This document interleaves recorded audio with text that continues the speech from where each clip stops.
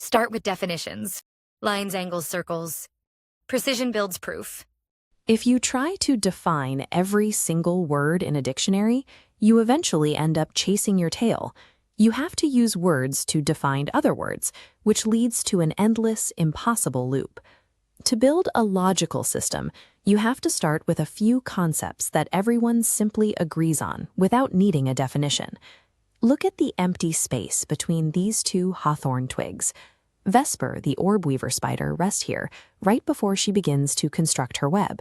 This empty gap is the before state of geometry. This diagram shows the 4 specific concepts that everyone must universally agree upon to get started. We have a single distinct point, a continuous line, the distance along a line, and the distance around a curved arc.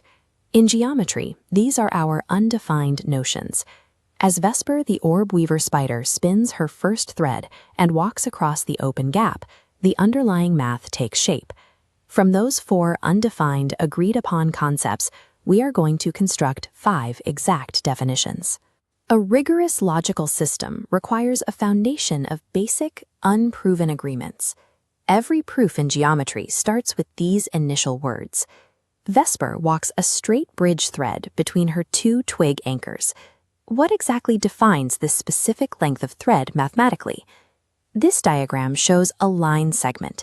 It's defined entirely by 2 specific endpoints, A and B, and all points existing on the straight path exactly between them. The length of this segment is simply the agreed-upon distance along the line from point A to point B. Now watch the hub of the web. Vesper moves in a ring around the center, laying down individual beads of dew as she travels. This diagram plots geometric constraints. We establish a fixed center point, O. Every dew bead sits at the same fixed distance from it, a radius of 6. This creates a circle, the collection of all points existing one fixed distance from a single center point.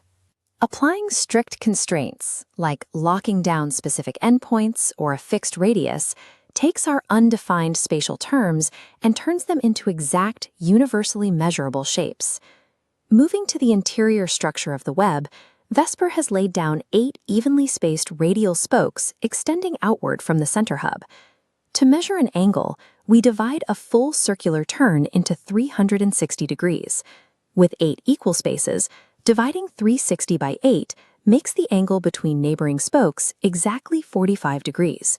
Spanning 2 gaps gives a 90-degree right angle. Lines meeting here are perpendicular.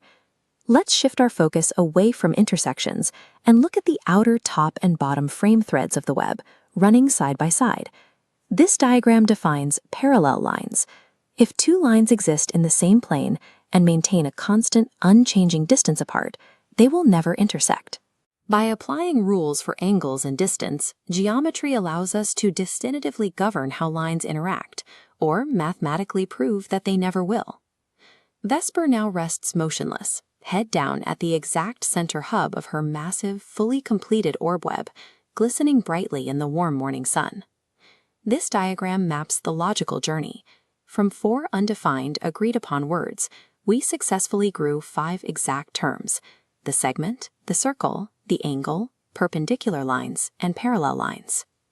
These 5 definitions are the ground every later geometry proof stands on. Whether we are proving 2 triangles are identical or constructing complex architectural shapes, the logic traces back to these specific words. Precise words allow us to describe the structure of this web and the physical world with total certainty. So let's test the system. If there are 8 evenly spaced spokes and each neighboring angle is 45 degrees, how wide is the angle across 3 gaps? 3 times 45 is 135 degrees. See you at the next thread. Definitions anchor. Proof. Angles measure arcs. Parallel stays apart.